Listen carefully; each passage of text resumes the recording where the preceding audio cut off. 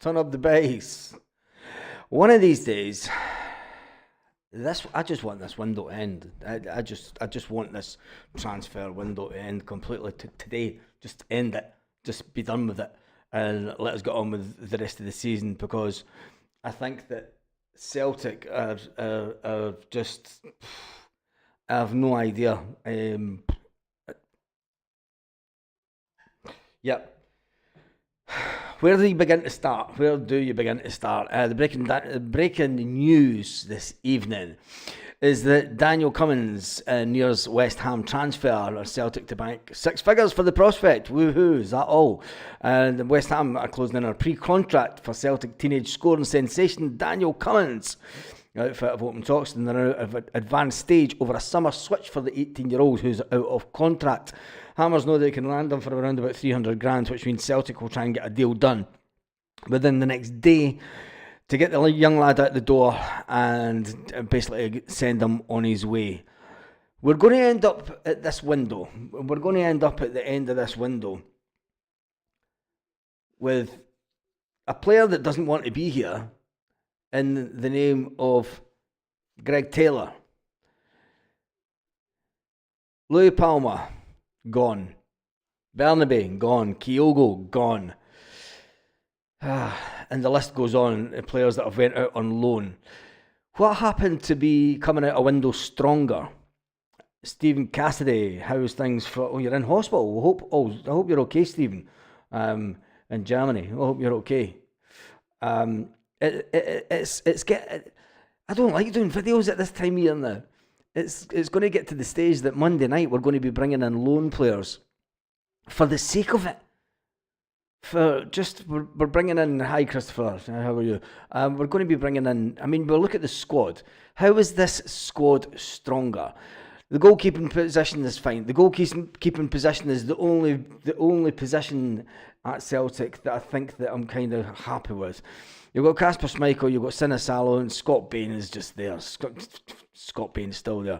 We've got Alistair Johnson, we've got Greg Taylor, who could still be away in this window. Could still be away. There's still 2 days to go. Greg Taylor could be gone, and we're up shit creek without a paddle. I don't believe, it's hard to believe that we're at the stage where we're begging Greg Taylor to stay at the end of the season, rather than sell him for $3 million, because Celtic are inadequate. And the things were meant to get better when Lawwell and Cole left and we brought in Tisdale. Things haven't got better. They've got worse. So we're going into the defenders, into the closing stage of the window. We've got Alistair Johnson, Greg Taylor, Liam Scales, Austin Trusty, Mark Norowski, who could be off. We don't know yet. There's talk that he could still be off. Cameron Carter-Vickers, sick note, Vickers. He's well calling him that now. He's got more injuries with his big toe than camel toes that you see walking around in the summer. And then you've got Tony Ralston. It's depressing. That's not coming out the window stronger. We look at the midfield. The midfield's fantastic. We've got Luke McCowan, we've got Arne Engels, Paolo Bernardo, Rio Hitati, Callum McGregor and James Forrest, who's still to come back. Jota's now got the number 7 because Lewis Palma is not coming back to Celtic. That's the difference between him and number 23, Marco Tilio. Celtic still see Marco as a possibility to coming back to Celtic.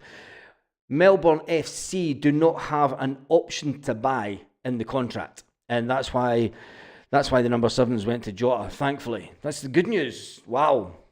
It's hard to get excited about it. Adam Ida, number 9. Number 10 is Nico Kuhn. Yang. Hey. Yes. Yang's still here. And then we've got young Johnny Kenny, who's come back from loan, who isn't SPFL tested, and we can't use him in Europe. And then we've got Dyson Maida, who is not eligible for the first game in the Champions League in the next round. And that's it. That's our squad. That's our squad as it stands just now. That's not coming out the window better. Brendan Rodgers, yeah, we want to come out the window stronger. Go and someone ask Brendan where the stronger part is in that squad. Bringing back Jota is not making us stronger. That was a necessary need. We needed another good winger in. And we knew Louis Palma was wanting away. We knew that. We've not made the squad stronger. If Dyson Maeda now leaves in the summer and Rio Hatate leaves in the summer, the board have been negligent in I don't believe that we're in this situation again. It's hard to comprehend why this is another stay. Peter Lacken, Taylor does not want. If Taylor wanted to stay at Celtic, why are Dynamo Zagreb making contract offers to Greg Taylor? Dynamo Zagreb have been monitoring the situation and they've made contact with him. His agent is actively out there looking for another club. That's factual information that's out there in the media. I find it frustrating that we're in this position again. I never thought I'd see the day that after everything that happened, you would think that we would have learned from going into the 10 in a row season that standing still can hurt you, and bringing in mediocre players can hurt you. Preparing for Mikey, they will not get an extra 20,000 seats filled if they keep going the way they're going. There'll be empty seats at Celtic Park. Daniel Cummins is on the verge of joining West Ham on a pre-contract, which means that Celtic will make a move in the next 24 hours to sell the player on. It's breaking news coming out tonight that Daniel Cummins nears West Ham transfer to Celtic, and Celtic will bank 300 grand. Celtic will do the same as they did last winter window, and they will tell the player, just go now, and we'll collect the money from West Ham, and you can leave at this window. It's another young player that is not going to come through the system. It's another young player that's walking out because he doesn't see the value in staying at Celtic. Our B team is basically null and void. Our squad is depreciating quicker than a Tesla car. Our squad is depreciating quicker than the value of an electric RV. His parents are mayor and greener, and if Taylor's offered 25 grand, he will stay, mate. He's not going to get 25 grand a week at Celtic. He's not going to get 25 grand a week at Celtic. They've made him an offer and it's nowhere near it. If his agent's talking to other clubs, he's on his way out. I just think that it's ridiculous. I think it's ridiculous that Celtic are in this position. And, you need to sell players to sell. If we sell them, what? I find it frustrating that we're in this. What I see now is happening is what's happened before at Celtic. And I thought that Celtic had passed this. And it's a period of managed decline. Unless Celtic pull rabbits out the bag and buy players in the next 24 hours to 48 hours, I cannot see it happening. We're going to end up with loan players in until the end of the season. That means Celtic, once again, know that they've got enough to get the season done and dusted, and maybe the Scottish Cup at a push now with the squad that we've got. They're happy with just getting the next game in the Champions League. It's a freebie, that one. It's just extra money in the bank.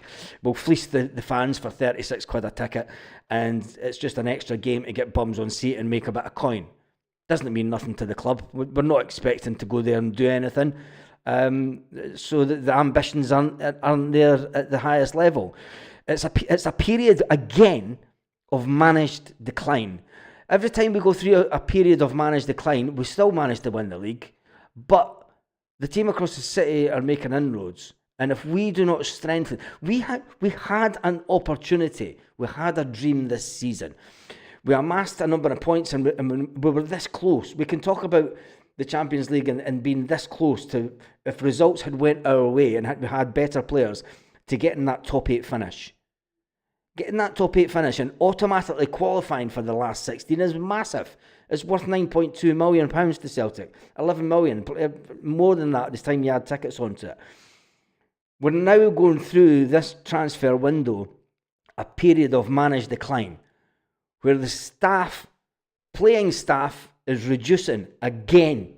and we're not bringing in quality. And bringing in loan players to the end of the season is not the answer. Scrambling about to get your third choice striker before the window closes is not the answer. Scrambling about to get a left back because we've only got Greg Taylor at the end of the window is not the answer. That is not making the squad better. It's not making the squad better. Trust me, Stroops, it's still -10 at Ibrox. Kaiser, it doesn't matter if it was -10. What happened to building for your power of strength? We don't just want to dominate. We want to crush that mob across the city. We want to be in a fantastic place to go looking forward to the qualifiers for the Champions League next season. And we want to think that we have a squad that's ready. As it stands now, we're going to be going into the summer looking for another striker, looking for another left back, and just not being in the position that we could be in. What is wrong with the people upstairs at Celtic? Why did they have to have this lackadaisical approach to transfers, this lackadaisical approach to transfer windows, which it's bonkers. It's complete bonkers. We should be bringing in the players now so we have the squad ready for the summer, so that every single player gets a full pre-season. Brendan Rodgers reiterates many, many times over the summer the importance of getting a player in to make sure they have a full pre-season at Celtic for the tactical side of the game. Because when its season starts and you're playing you're playing Sunday, Wednesday, Saturday, Sunday, Wednesday, Saturday, week in, week out for the first 3 months of the season, there is no room to have tactical education on the training pitch with the players. Brendan Rodgers has said it himself. When we got to the break at the winter shutdown, that was a time that Brendan could then go in and make tactical adjustments in the training. And it would give us a boost. And it always gave us a boost. We came back fresh. We always went on a run after Christmas. We no longer have that. We've now got what I would say is a level playing field in the SPFL. I just think... I think that there's some serious questions need asked at Celtic. And Brendan Rodgers said it at the end of the summer transfer window. Brendan Rodgers said, I think that the board could have acted faster. They didn't listen. They haven't listened. They didn't move faster. They allowed Kyogo to go out before getting an adequate replacement in. We've now got the untried and untested Johnny Kenny and Adam Ida, by the looks of it, going to lead our front line to the end of the season. Is that acceptable? That's not making the squad stronger. I'm sorry to Johnny Kenny, but he's not a replacement for Kyogo. He's not. It's as simple as that. It's unbelievable. It is unbelievable. Let me just see what some of the comments. So many slagging off Arteta for not letting KT in January when no one protecting the squad, whether KT under contract. We should have done the same with Kyogo. Exactly. And I said when the day that it came out that Kyogo was leaving to go to Rennes, it's like, why this week? Why not the end of the week? And what has been the situation that Kyogo has manifested this move? Anyway, Kyogo's in the past, but fuck him, he's off.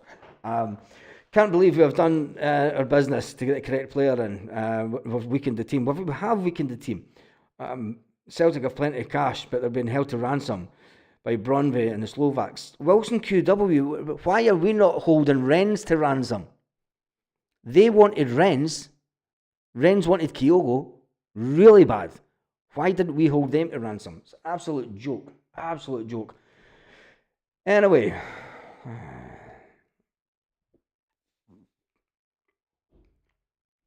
Let's have a look at the SPFL and see what scores are on the doors today.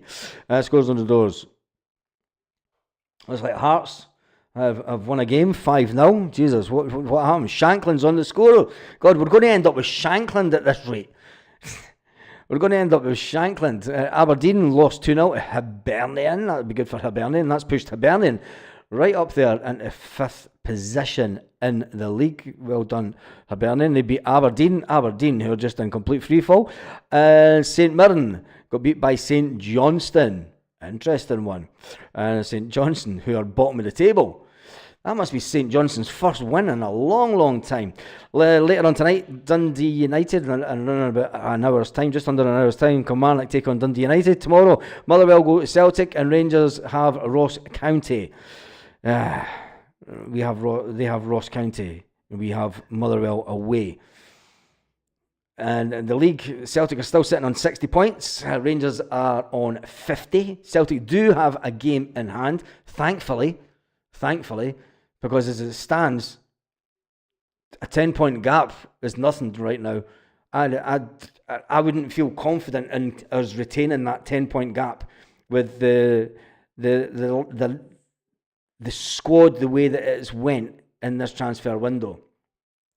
In the first half of the season, the first quarter of the season, we always had a strong bench. We had players that could come off the bench and made a difference. When you look at the Champions League game the other night, even Brendan Rodgers said it. He said, we didn't have the players on the bench that could come off the bench and make a difference. We still don't have that. We've lost Louis Palmer. We've lost Kyogo. It's unbelievable. Stephen Welsh has left the building. There's something wrong. Shanklin would be as bad as Keaton Taylor. Exactly.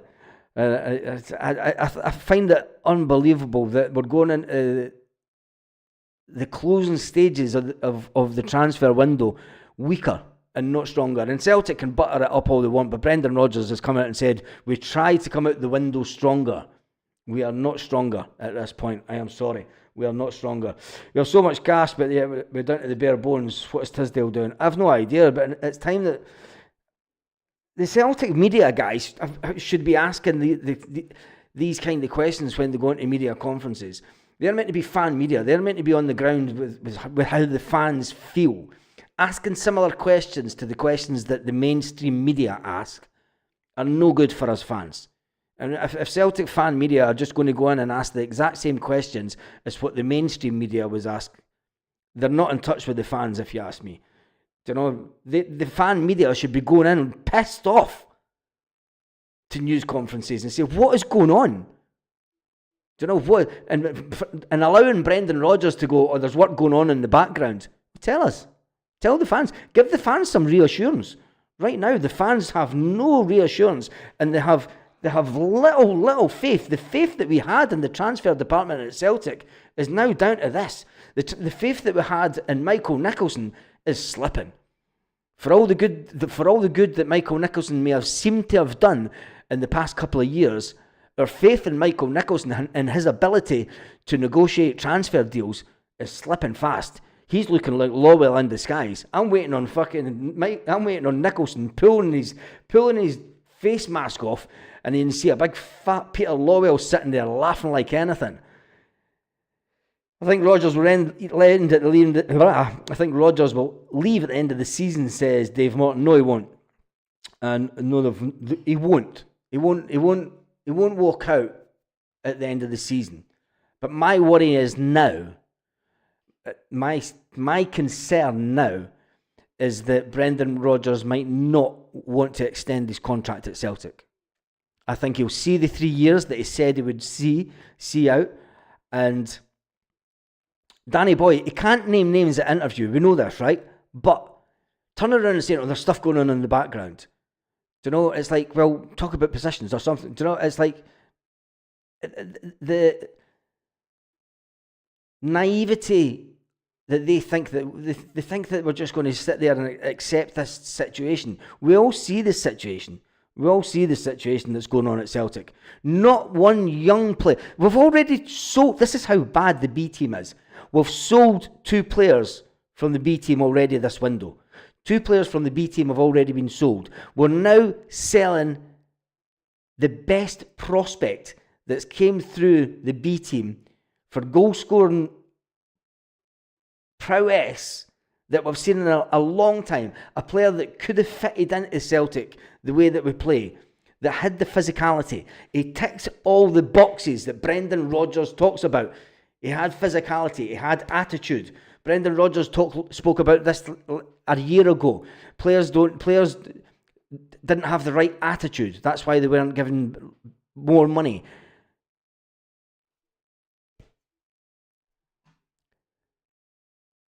This guy he ticks all the boxes that Brendan Rodgers spoke about. It's all spin, spin, spin. Yeah, Paul Baird, it is spin, spin, and it's all to get as much money out of the club, out of the fans as possible. So the full times are Hibernian 2, Aberdeen no. That's a cracking scoreline for Hibernian. Aberdeen are in free fall, aren't they? Aberdeen are just in free fall. Anyway, when are we going to start giving youngsters a chance? Never. Kevin Keenan, never. We're in a terrible, terrible situation at Celtic, and it pains me to say that. I want to come on here and be positive and talk, say everything's going great with Celtic, and it should be. It should be. We've just reached all the positives at Celtic right now are being crushed on a weekly basis. Qualifying for the playoff positions. The very next day, we're told that Kyogo's leaving. Boom. Talk about a slap in the face. Do you know, we get to the last game, we get beat 4-2, we're bringing on some young players because the squad is not there. We're getting shown for the frailness of the squad. People are saying get rid of the deadwood. Who are you going to get rid of next? We need to bring in players before you get rid of the deadwood. You can't just get rid of the players, get rid of the deadwood and have nobody coming in, because that's what's happening at Celtic right now. And I'm sorry, if people think that that's acceptable, that's the acceptable way for the club to be run, we're running through a period of managed decline again. And we've seen this time after time after time with Celtic. And I thought we would past it, but we're obviously not. We're obviously not past it. Scrap the B team and get those players in loan in various leagues in Europe and get them experience. Duncan, calm down. No, because someone has to stand up and say what the fans are feeling.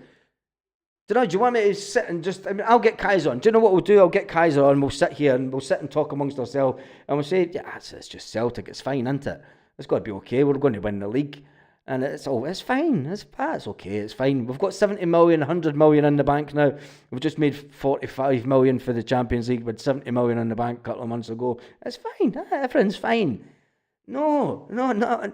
That's not how the fans are feeling. That's not how fans are feeling. Fans are pissed off. Fans are frustrated. There's no use every single Celtic podcast putting out the same kind of content and being the same blasé attitude about it. I don't watch his other podcasts, but no, we shouldn't calm down. We need to let people within the club watch these podcasts.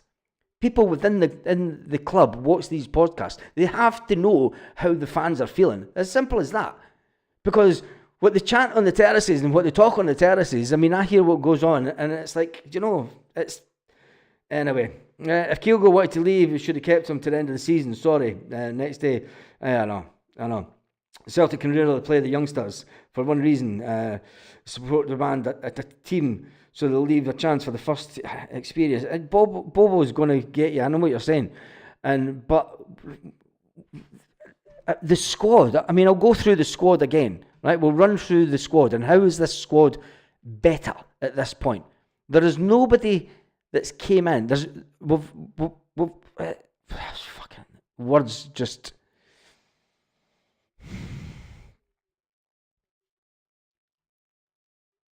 The fact that Stephen Welsh left the building. Stephen Welsh was a player that the manager said, these are the kind of guys you need at the club. These are the kind of guys that are the backbone of the club. They're in touch with the fans. And Stephen Welsh is like, fuck this, I'm out of here, man. I've had enough of this shite. But anyway, Daniel Cummins nears his Celtic career done and dusted in 1 week. And West Ham have stolen the match from rivals Brighton as a host of English Champions Club for the teenager who come through the Hoops Academy. West Ham have already raided Scotland this week when they got Josh Landers from Hibs, and West Ham are closing in on a deal to get Daniel Cummins from Celtic. They are signing him on a pre-contract. This says, unless Celtic pull a rabbit out of the hat and get him signed up, it's another B team player that sadly will be leaving Celtic this window. There's already 2 have been sold by Celtic. There seems to be a clear out going at Celtic, and I just hope that I don't know, the morale in the B team must be at an all-time low. The morale of the younger players in the B team, must be an all-time low. It's if you want, as a club, to build from a position of strength, you keep your important players, you build on that squad. We sold Matt O'Reilly for 25 million, so be it, right? But you bring in other players, you bring in Arne Engels, you bring in Paulo Bernardo, fine. Right? You want to build from that. You don't sell Kyogo and have no one lined up. I'm sorry, but this nonsense yeah. Mateus, we're getting priced at the market for him. We would have known what their stance was. Are we not entering into transfer negotiations? Are we not entering into discussions with clubs until it's on a... Do you know, it's like the old supply chain thing. It was like, do you know, just in time. Do you know, it's when you went from holding a large amount of stock. You're building something, but you don't need this component right now, so you'll get it in just in time. That's what Celtic are doing. You know, Celtic are getting players in just in time. And we've all to go, hurrah. We've all to say, yes, it's fantastic. Meanwhile, there's been 2 players sold for the B team. There's a third player leaving the B team again. The B team's been decimated every single year. The morale for players coming through the B team, the morale of the players and the mindset of the players coming through the B team now is, do you know what? You'll get experience at the B team, you get some good coaching from Celtic, and then you go on and play your football somewhere else. Simple as that. That is it. The B team now means absolutely nothing to Celtic. They're bringing through the likes of Callum McGregor. They're bringing through Kieran Tierney's, Sean Maloney's, Callum McGregor is a far distant dream by Celtic. Do you know what we always had the ability to bring in at least one youngster year after year and try and put him into the first team and make him better. And if it didn't work out, he was sold on. When was the last decent player to come out of the B team? Who was he? Because Tony Ralston came through the system the exact same as Kieran Tierney. You're telling me that Stephen Welsh was the last big thing to come out of the academy. The women's team have done more business than the men's. That's no surprise. It's all about agents telling young players how much money they can make sitting on other teams' benches. Gary D, I get that. But it's about ambition for Celtic. And Celtic do not have the ambition to build something special. Celtic hierarchy now have went back into the Peter Lawwell book of running the club. They have. The enthusiasm that we had when Dominic Mackay and Ange Postecoglou sat at the media conference together, and every Celtic fan looked at the two of them and went, fuck, it's a new start. Yes, it's a new start. They were excited. It was like, let's see what these guys can bring to Celtic and make us better and bring us on the world stage. Dominic Mackay spoke about making us a world product, a product that could be sold worldwide. Spoke about the bigger plan, not just about winning the league. Dominic Mackay last fucking 6 weeks, and he was ousted out the door for Michael Nicholson, who was Peter Lawwell's right-hand man. Ange Postecoglou couldn't wait to get out the door to go down and sample the big money down south. People will say, Brendan Rodgers done the same. I just find it unbelievable that we're getting to this stage at the transfer window and we are not stronger. We are weaker now than we were at the start of the season. That is the honest truth. We are weaker as a squad now. Who do we bring off the bench? I mean, this weekend you're going to have Jota on the bench, right? So this weekend you're going to here's your starting 11, right? Kasper Schmeichel will start. You've then got Alistair Johnson, Greg Taylor, Austin Trusty, and Cameron Carter-Vickers. You've no left back at all as cover. We've no left back as cover in the defence. You've got Tony Ralston, who's going to be on the bench. You've got Narowski, who's going to be on. You've got the Scales, who'll be on the bench. Scales is now going to be the cover for the left back position. Scales is left back. Think about that. In the midfield, you've got 3 in midfield. We've got 5 that are fit and 1 that's injured. You're starting 11. You're starting 3 in midfield this weekend. It'll be Callum McGregor, Arne Engels, and Rio Hatate. Rio Hatate's just got one eye on the door. He's got one eye on the door and saying, "Come and get me. Come and get me now." Right, so that's going to be your midfield starting. Callum McGregor, Arne Engels, Rio Hatate. On the bench, you'll have Callum, Luke McCowan, and Paulo Bernardo. That's it. That's it for you. That's it on the bench. You then get to the forward positions. It looks a little bit better. You're going to have a starting on the field will be Adamida, because he's the only recognised striker of any experience at any level that we've got. People say you've got Johnny Kenny. He's had League of Ireland experience. It's hardly rough and tumble of SPFL, but he's going to be on the bench, and that's it. You've then got Nico Kuhn, who will start the game. And it's going to be between Kuhn and Jota. But Jota's going to be on the bench because he's no match fit. So your front 3 will be Adam Idol, Nico Kuhn, and Dyson Maeda, who'll come back in. Even though Dyson will play a couple of games and then drop back out for the Champions League. You've then got Yang on the bench with Jota. And that's it. You're then going to have to make the bench up with younger players. Now, this is the players that we have out on loan. This is the players that we have out on loan. This is how threadbare the squad is. We've put all these players out on loan. All these players were bench players, right? You've got Odom Ohm out on loan. Stephen Welsh out on loan. Gustav Lagerbielke out on loan. Kwon out on loan. Louis Palmer out on loan to be sold. Marco Tilio out on loan to be sold. Younger players, you've got Ben Summers out on loan to be sold. Matthew Andersons, Lenny, and young Toby. You've got 6 first-team players out on loan that have left the club. People that were on the bench. We are not stronger. We are weaker going into this window. Lewis Palmer's lost his number 7 due to the fact that he has now left the club and will not come back. He's lost his number altogether. Celtic do not expect Lewis Palmer to come back to Celtic. It's as simple as that. Marco Tillio's still got his number 23 because they're expecting him to come back a better player at some time in the future. Gustav Lagerbielke out on loan with trying to come back.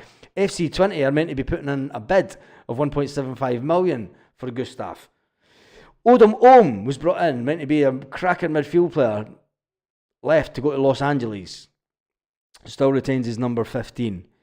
We are not stronger going into this window. The club can spin it any way they want, but the fact is the club have become, the hierarchy of the club are letting Brendan Rodgers down. Unless Brendan Rodgers has got Harry Potter's wand stuck up his sleeve and he's ready to pull it out like the frickin' Wizard of Oz. Not the Wizard of Oz, because the Wizard of Oz came to Celtic and he was shite, wasn't he? Marco Tilio. He couldn't wait to get back to Australia. The fact is that the squad is stronger. Kyogo left. Mikey Johnson left. Awata left. As a total joke. Says love it. 3 games between now and then. The league title isn't even safe because there are a lot of the other teams have improved. Celtic now have a bench that is ridiculous. I'm sorry, but Bain would always be with us. It's like I said, Jota must have come in the changing room and went, there's a new face. He's fucking Bain. All right, mate. How you doing? How are you still here? How? Bain, how are you still here? Jesus. Big Tam was the Wizard of Oz. Yeah, Tam retired though, didn't he? He wanted to leave Celtic when Ange Postecoglou. Anyway, we've made between 50 and 70 million in February, but we're weaker in the squad. It's unbelievable. I'm horrified that this window says Stephen Pointer. Parkhead's boy says Jota's Kuhn's replacement. Don't say that, because if we lose Dyson Maeda and Kuhn in the summer, I'm sorry, but it's game over. It's game over. What are we trying to build here? If we lose Kuhn and Dyson Maeda in the summer, you can look back this video and remember the day that Baz on the One Celtic Fans View said, we are in a period of managed decline. We're in a period, we have now entered another period at Celtic where we've increased the bank balance, we've reduced the squad, we're in a period of managed decline. We may still go on and win the title. We've been in periods of managed decline before under wee Gordon Strachan. We've been in periods of managed decline before under Ronnie Dyler. We're now in another period of managed decline under Brendan bloody Rodgers. That's fact. It's fact. And when those two players, if those two players leave in the summer, come back and remember this day, because this is the day that I called it out, and I'm calling it out because I think that that's what's happening. Bringing in loan deals till the summer is the beginning of the period of managed decline. Letting all those players, let 6 players to leave your first team, letting 6 players leave your first team squad to go out on loan is managed decline of the wages. It's all about profitability. It makes no sense under a serious legal business matter. It's going to cost us millions. Down here in the northeast, rumours in Newcastle are getting Kuhn for 20 million in the summer. Well, if they're getting him for 20 million, it's I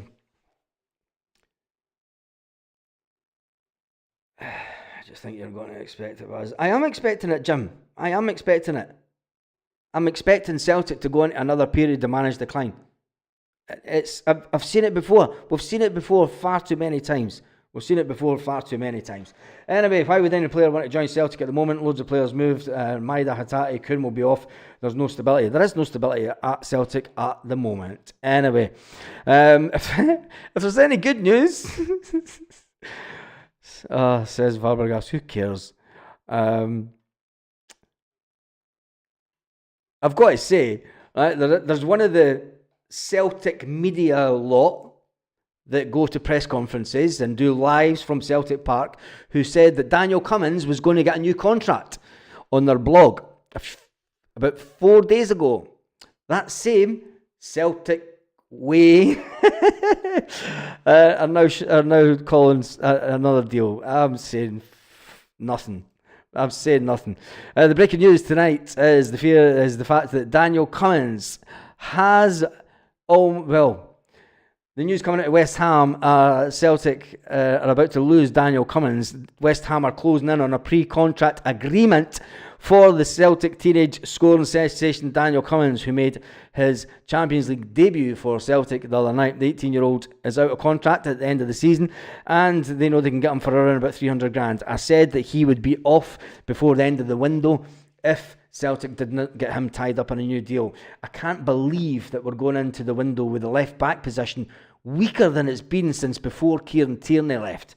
If you remember, there was once upon a time we had Kieran Tierney and Emilio Ezagiri at left back. Oh, have those days back. God, if we bring back Izzy, we're all doomed. Anyway, if there's any good news happens in the next 24 hours, I'm not coming back on tonight. I'm not even looking at any internet tonight at all. I'm staying away from the internet altogether until Celtic come out and say, I'll be back tomorrow morning. I will be live first thing tomorrow morning, 9 o'clock Celtic Park time. Thank you to everyone who has watched this video. And I hate doing videos at this time of year. It's meant to be all exciting. It looks like it's going to be a late night on Monday whilst we're expecting players to come in. There has been over 2,300 people on the video so far. There's currently 539. The league table stands. Celtic are sitting on 23 games played, 60 points. Rangers on 24 played, on 50 points. We're 10 points clear. We can go 13 clear this week. The fact is, always look on the bright side of life. We do. We always look on the bright side of life. We do. Lit. Roll up to the party. Roll up to the party. Roll up to the party. Roll up to the lit. Roll up to the party. Roll up to the party. Roll up to the